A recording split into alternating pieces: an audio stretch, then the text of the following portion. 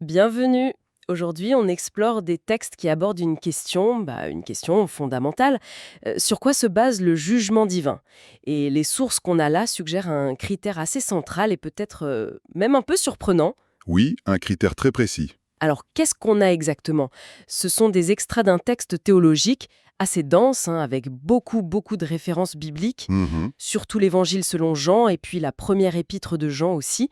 Le cœur du sujet, on dirait, c'est la relation entre Dieu le Père, le Fils, Jésus-Christ, c'est dit clairement, et puis la création, le jugement, le libre arbitre. Oui, et l'amour divin qui lie tout ça. Exactement. Donc notre but aujourd'hui, c'est d'essayer de décrypter un peu les idées maîtresses de ces passages, comment ce texte présente le rôle du Fils dans le jugement, dans le salut, et puis quel est le lien avec l'incarnation, la croix, notre liberté de choix. Vaste programme. C'est parti, on plonge dedans. Alors pour commencer, il y a un point qui ressort tout de suite, vraiment comme la clé de voûte. Ah oui, Le texte dit d'emblée. Le jugement, ce n'est pas le Père qui le fait directement. Non, tout est remis au Fils.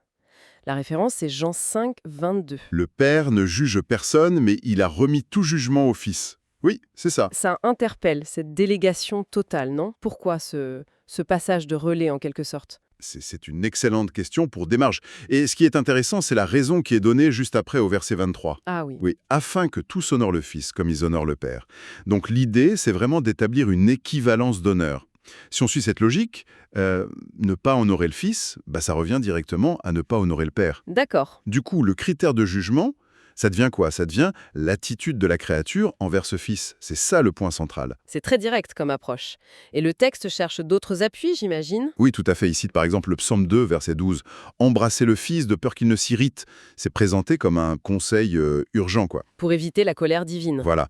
Et l'accent est mis sur la foi dans ce Fils unique. C'est la clé pour échapper au jugement et obtenir la vie éternelle. On pense à Jean 3,16, bien sûr. Oui, car Dieu a tant aimé le monde. Mais le verset 18 est crucial ici. Ah oui, qu'est-ce qu'il dit? Celui qui croit en lui n'est point jugé, mais celui qui ne croit pas est déjà jugé. Déjà jugé. Oui, parce qu'il n'a pas cru au nom du Fils unique de Dieu. C'est radical. Le jugement pour celui qui refuse de croire, ce n'est pas un truc futur, c'est une réalité présente. Hmm. Et pourquoi? Quelle est la raison donnée? C'est expliqué juste après au verset 19. La lumière est venue dans le monde et les hommes ont préféré les ténèbres à la lumière. La lumière étant le Fils, j'imagine. Exactement. Le Fils est identifié à la lumière. Et le choix face à cette lumière devient, déterminant. Et on retrouve cette idée de centralité absolue du Fils dans la première épître de Jean aussi, c'est ça? Tout à fait. Les versets 11 et 12 du chapitre 5 sont cités. Dieu nous a donné la vie éternelle, et cette vie est dans son Fils. Dans son Fils. Pas juste par son Fils, mais dans son Fils. Précisément. Et la suite est très binaire, comme vous disiez. Celui qui a le Fils a la vie. Celui qui n'a pas le Fils de Dieu n'a pas la vie. Pas de zone grise. C'est une exclusivité très marquée, en effet. Avoir la vie éternelle, c'est indissociable de la relation au Fils. C'est ça. La vie réside en lui selon ce témoignage. Alors, cette centralité du Fils, ça nous conduit logiquement à l'autre grand thème, l'incarnation. Le texte insiste vraiment lourdement sur le fait que Dieu devait devenir une créature. Pourquoi c'est présenté comme indispensable? Alors là, on touche à un point théologique dense, oui. Fascinant. Selon ces écrits, il y a une précision importante. Dans la structure actuelle de la création. Ah, d'accord. C'est spécifique à notre monde tel qu'il est? Voilà. Dans ce cadre-là, une créature ne pourrait pas par elle-même arriver à aimer Dieu vraiment. Pour aimer, il faut connaître, il faut comprendre.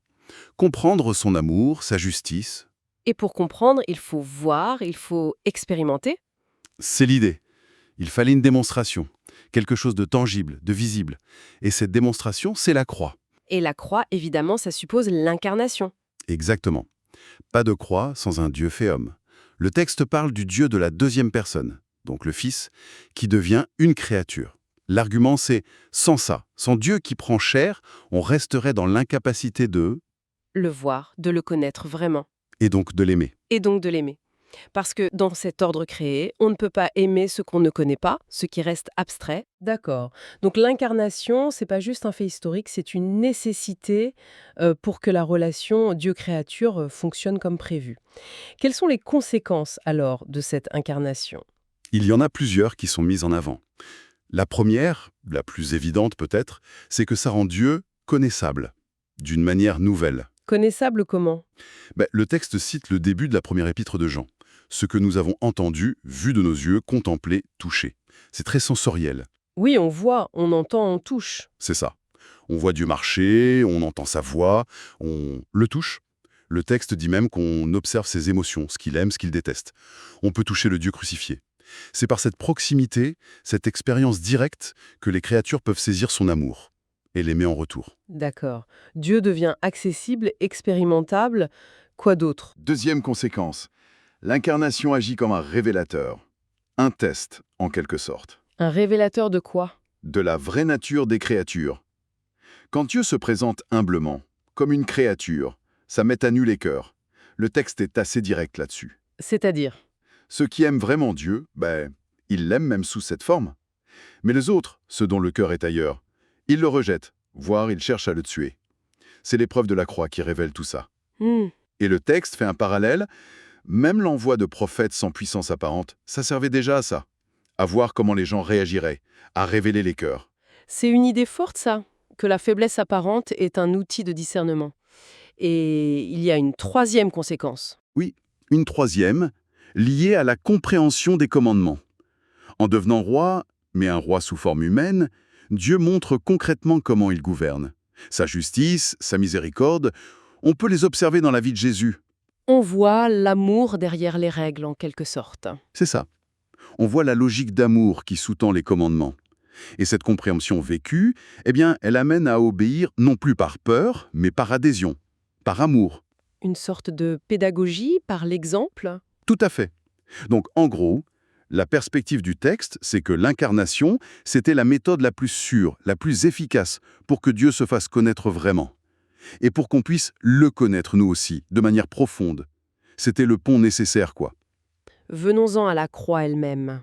Elle est omniprésente, le texte dit bien que ce n'est pas un accident, hein. C'est prévu, prédestiné avant même la création, Oui, c'est présenté comme un élément central du plan divin. avec plusieurs buts. Prouver l'amour et la justice de Dieu, effacer le péché, et même achever la création. C'est énorme comme rôle. Absolument. Mais comment ça s'articule avec le libre arbitre? Parce que, bon, ce sont quand même des créatures qui l'ont crucifié. Alors là, oui, on touche à une tension classique en théologie. Le texte met ça en lumière. D'un côté, la souveraineté de Dieu, le plan prédestiné. De l'autre, la responsabilité humaine. Comment il gère ça? Il souligne que même face à Dieu fait homme, à son amour démontré, certaines créatures choisissent délibérément de ne pas se repentir. Elles choisissent la rébellion, l'opposition, jusqu'à tuer Dieu, dit le texte.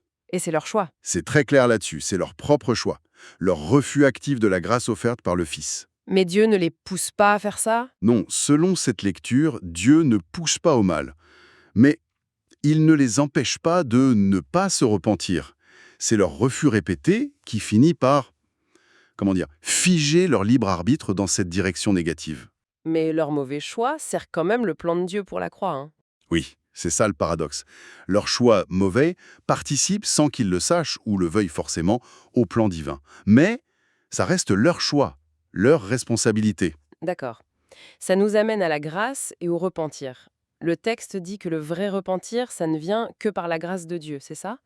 On ne peut pas le produire nous-mêmes. C'est exactement ça. Dieu guide, il invite, mais il ne force personne. Alors, qui reçoit cette grâce? Comment ça marche? Le texte fait une distinction intéressante. Il dit que seules les créatures qui désirent sincèrement se repentir reçoivent la grâce nécessaire pour le faire. Le désir est la condition? C'est comme si le désir ouvrait la porte. Inversement, si quelqu'un refuse activement la grâce, s'endurcit, il se met lui-même dans l'incapacité de se repentir. Et Dieu, lui, il voit clairement ce désir ou son absence. D'accord. Mais alors, si Dieu sait tout à l'avance, s'il sait que quelqu'un va refuser, est-ce que le choix est encore libre? C'est le grand débat, ça. Oui, le texte aborde ça de front. Il affirme deux choses en même temps. Premièrement, Dieu est hors du temps. Il connaît tout, passé, présent, futur, tout est là pour lui. Mhm. Deuxièmement, cette connaissance divine n'annule pas le libre arbitre de la créature. Mais comment les deux peuvent être vrais? L'explication donnée est subtile. Dieu, sachant les choix mauvais à venir, place ses créatures dans des situations où leur péché, qu'elles choisissent librement, va quand même servir ses plans. Comme pour la crucifixion? Exactement. Les acteurs humains avaient leurs raisons, peur, jalousie, etc. Mais leur action a accompli le plan de salut. Et le texte ajoute, si ces gens-là avaient choisi autrement, Dieu aurait utilisé d'autres moyens ou d'autres personnes. Donc savoir à l'avance, ce n'est pas déterminer le choix. C'est ça. Ça permet à Dieu d'intégrer ce choix dans son plan global. Et si quelqu'un refuse la grâce, encore et encore, qu'est-ce qui se passe? Le texte dit qu'il arrive un point où Dieu cesse d'offrir cette grâce à cette personne précise. Ah bon? Mais pourquoi? Ce n'est pas présenté comme arbitraire, c'est la conséquence du choix répété de la créature. Elle a en quelque sorte confirmé son rejet. Et en cessant d'offrir la grâce à celui qui la repousse obstinément, Dieu, d'une manière un peu paradoxale, respecte le libre arbitre de cette créature jusqu'au bout. Il la laisse avec son choix. Il respecte le libre arbitre qu'il a lui-même donné. C'est complexe. Très. Ok. Donc, si on essaie de rassembler les fils, jugement centré sur le Fils, incarnation et croix comme moyen essentiel pour révéler Dieu et offrir le salut, libre arbitre réel mais intégré dans le plan de Dieu. Alors, concrètement, comment on obtient la vie éternelle selon ces textes? C'est quoi la démarche? La réponse qui revient sans cesse, c'est croire au Fils et lui obéir. Jean 3,36 est cité à nouveau. Celui qui croit au Fils a la vie éternelle. Celui qui ne croit pas au Fils ne verra point la vie, mais la colère de Dieu demeure sur lui. Et c'est intéressant, le verbe traduit par ne croit pas ici, apéteseo, il a aussi le sens de désobéir, ne pas se confier à. Ah oui, donc foi et obéissance sont liés, Très lié.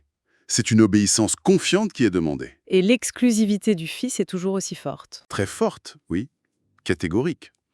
1 Jean 5.20 identifie Jésus-Christ comme le Dieu véritable et la vie éternelle. Et une autre phrase dit clairement que Dieu n'a pas prévu d'autre chemin que Jésus. Le nom est là. C'est le seul chemin. Le seul chemin vers la vie éternelle, selon cette perspective.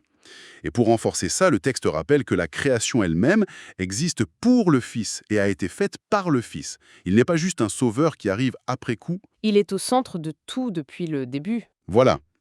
Il y a aussi ce concept un peu particulier d'achèvement du libre arbitre. Qu'est-ce que ça signifie? Oui, c'est assez spécifique. L'idée, c'est que le libre arbitre atteint sa pleine réalisation, sa finalité voulue par Dieu, son achèvement, sa complétude uniquement chez ceux qui choisissent librement d'obéir au Fils. Donc choisir Dieu, c'est l'accomplissement de la liberté. C'est ça, ce n'est pas une perte de liberté, c'est son épanouissement. Et cette obéissance, elle devient possible grâce à quoi? Grâce à la croix. Pourquoi la croix? Parce que la croix, en montrant l'amour et la justice ultime de Dieu, lève les doutes, les suspicions qu'on pourrait avoir envers lui. Elle libère pour une obéissance qui est basée sur la confiance et l'amour. Le libre arbitre n'est pleinement libre que quand il choisit Dieu grâce à la croix. Hmm. Intéressant. Et ça mène où tout ça? C'est quoi la destinée finale? La conclusion est très tranchée. Binaire. D'un côté, ceux qui obéissent au Fils, aimer Dieu, aimer son prochain. Ils vivront éternellement avec Dieu. Et de l'autre? De l'autre, ceux qui désobéissent au Fils incarné, rejeter Dieu, opprimer son prochain, ils connaîtront une séparation définitive décrite par l'image de l'étang de feu. Et le critère décisif, c'est bien la réaction face au Fils incarné. C'est exactement ça, la réponse à Dieu devenu créature. C'est ça qui scelle la destinée, selon ses écrits. Fascinant. Bon, si on essaye de faire une petite synthèse rapide.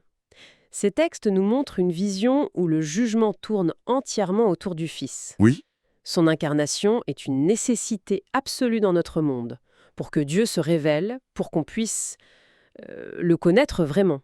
et pour qu'on puisse l'aimer. Voilà. Et pour ouvrir un chemin où notre libre arbitre s'accomplit, dans l'obéissance, une obéissance rendue possible par la croix qui enlève les doutes. C'est bien ça? C'est une excellente synthèse, je trouve. L'insistance est vraiment là. Dieu doit devenir l'un de nous pour être connu, compris, aimé, dans notre réalité actuelle. Et ça nous laisse peut-être avec une dernière pensée. Oui, justement, si on pousse cette logique, si Dieu devait devenir tangible, visible, même souffrant, pour être connu et aimé ici, Alors, alors qu'est-ce que ça te dit sur la nature même de la relation possible avec le divin en dehors de ça? Est-ce qu'un amour, une connaissance serait possible sans cette manifestation incarnée? Hmm. Ça interroge sur nos propres limites en tant que créatures telles que ces textes les voient, et sur la manière dont Dieu choisit ou peut-être doit se révéler pour être reçu. C'est une question ouverte sur les frontières entre créateur et créature et sur les conditions d'une rencontre.